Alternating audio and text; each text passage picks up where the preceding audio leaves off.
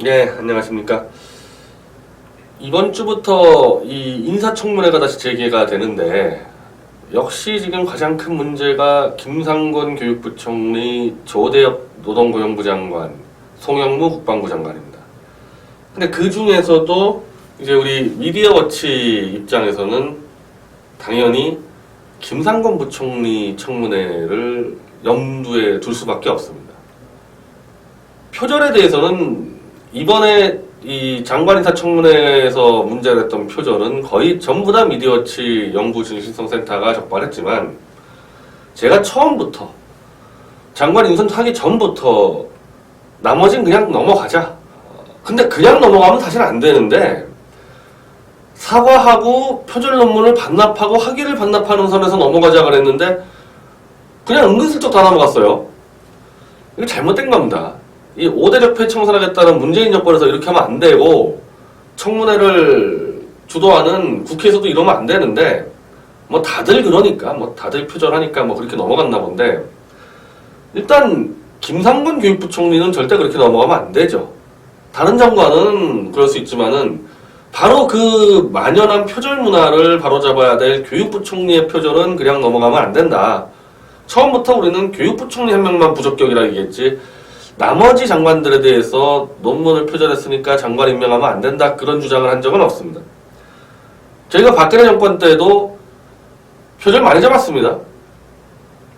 박근혜 정권 인사에 대해서 표절 많이 잡았어요. 대표적으로 교육문화수석 김상률, 교육부총리, 박근혜 정권 교육부총리의 그 서남수 둘 표절 잡았습니다. 물론 야권 정치인도 많이 잡았죠, 제보 받아서. 그랬을 때 저는 이건 여권이든 정치인들 표절 잡아서 너 국회의원직 사퇴해라 얘기한 적이 한 번도 없어요. 근데 유일하게 교육문화수석과 교육부총리는 안 된다. 그래서 저는 교육부총리 사퇴 기자회견을 4번을 했습니다. 심지어 세종시까지 찾아갔습니다. 교육부총리 이거는 안 된다, 그냥 넘어가면.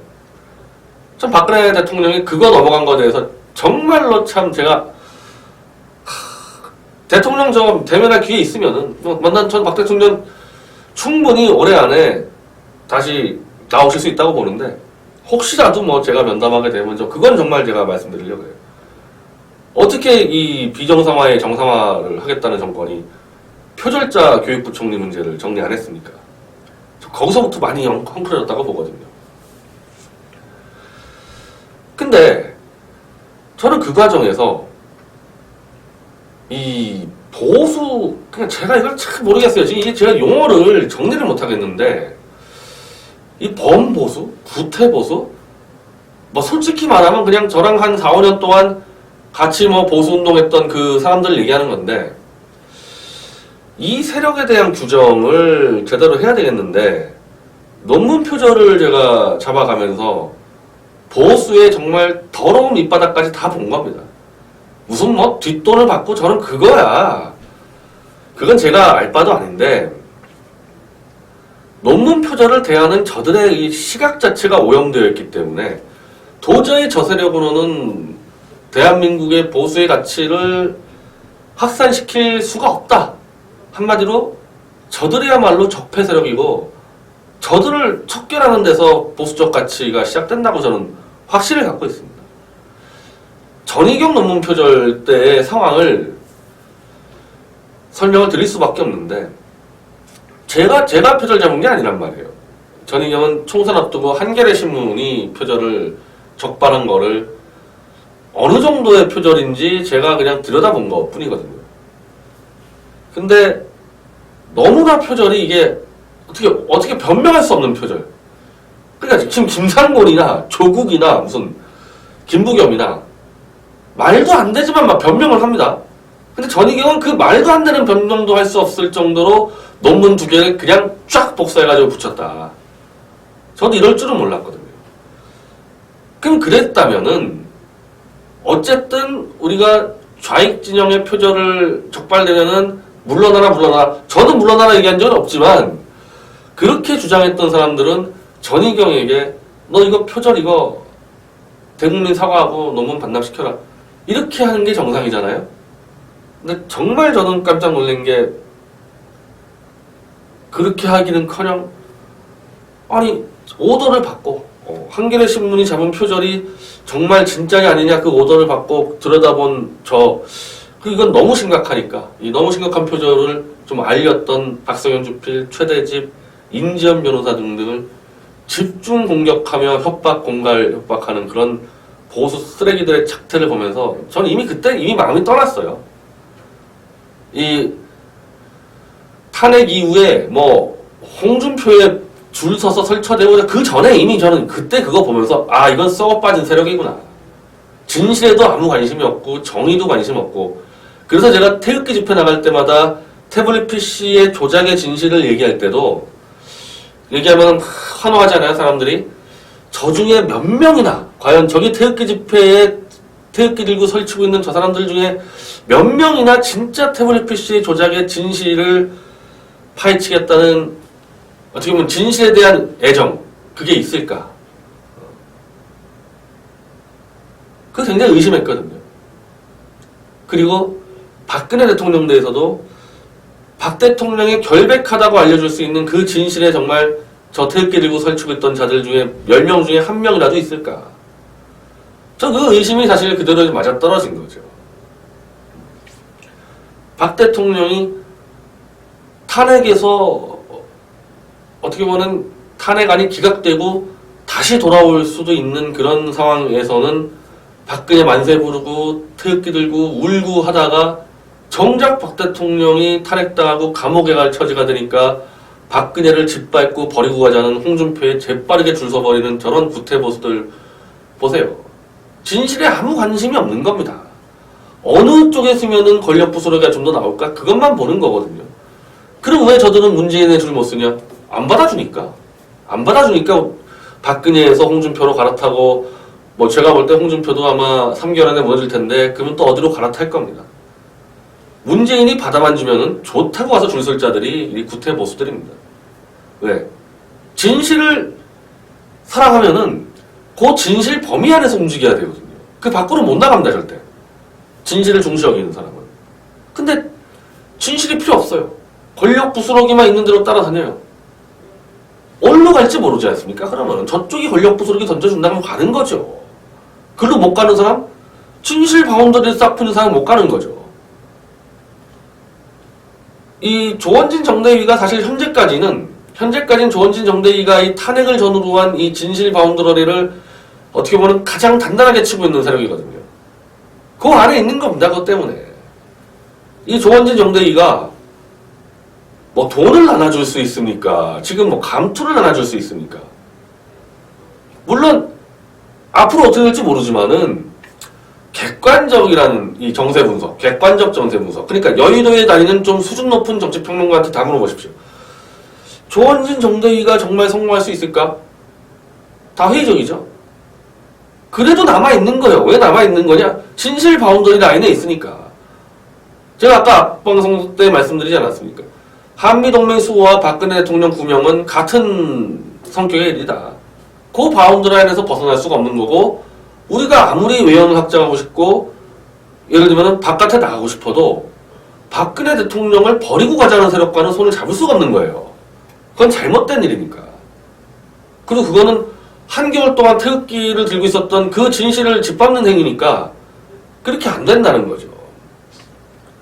근데 진실을 중시 여기지 않은 사람은 아무거나 다 하는 거죠.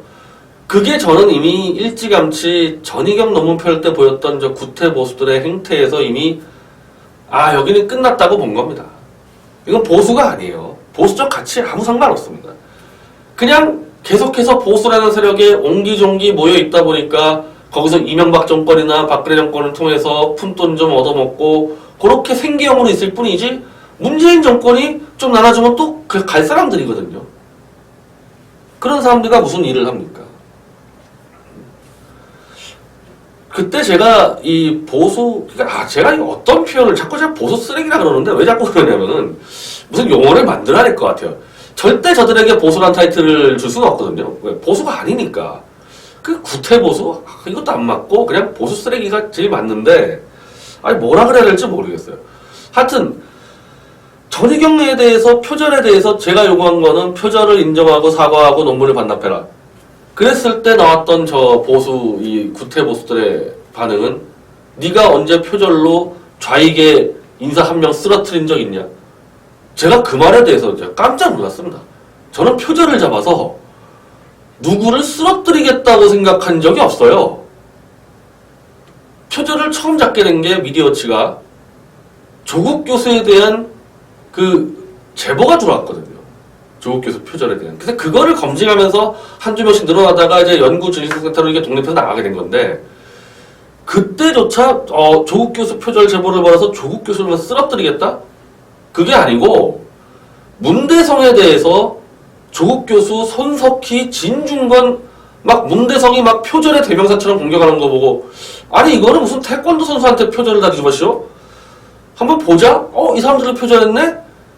이러면 이거는 보통 문제가 아니네. 이건 진짜 뭐 아주 범람하겠네, 학계의 표절이. 그러면서 하나하나 잡아가면서 야, 이 표절이 한 개인의 부도덕성이 아니라 대학과 이 정치 권력의 부정 부패를 기반으로 한 비즈니스구나.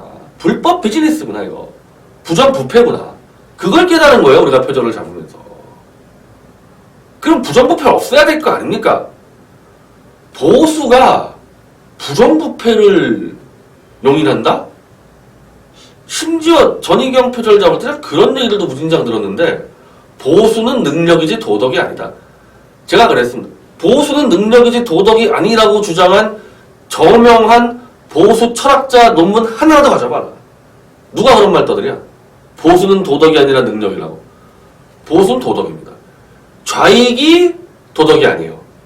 현 체제의 전통을 지켜나가서 옛 선인들의 지혜를 발전시키는 보수가 체제를 유지하려면은 이 체제를 뒤흔드는 부도덕을, 부정부패를 완전히 속아내야 되거든요.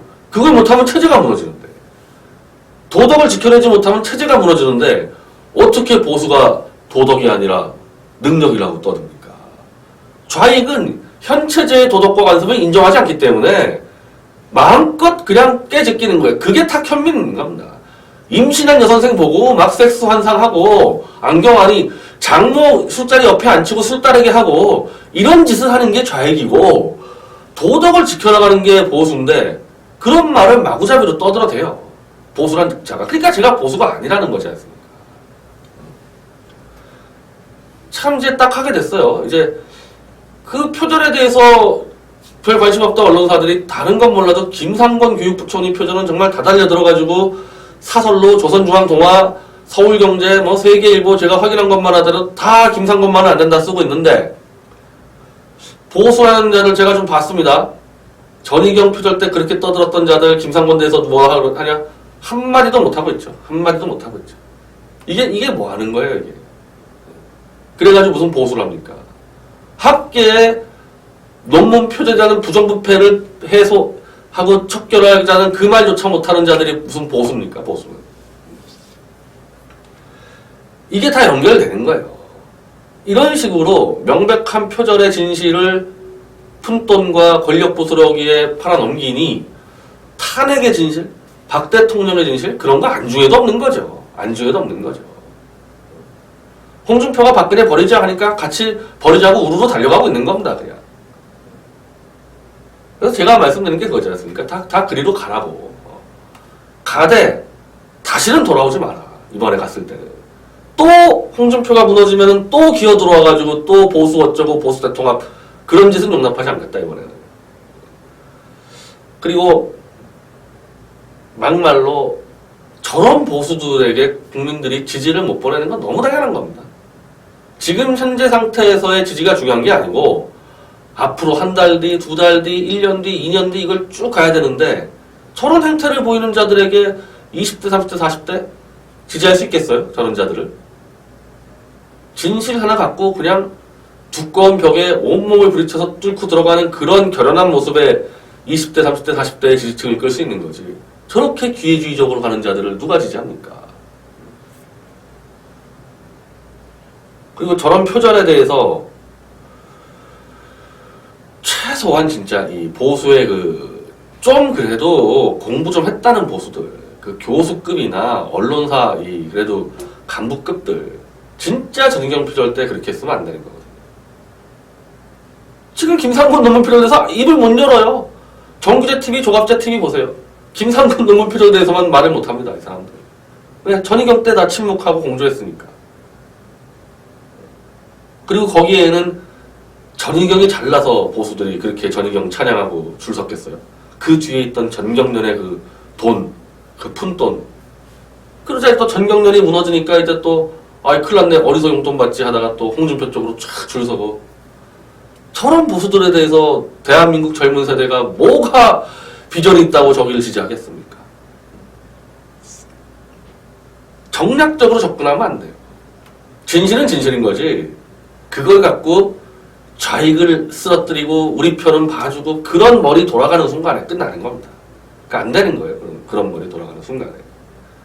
그래도 이번에 김상곤 논문 표절 관련해서 미디어워치가 그 항변했던 게 우린 박근혜 정권 교육부총리 표절도 잡았다.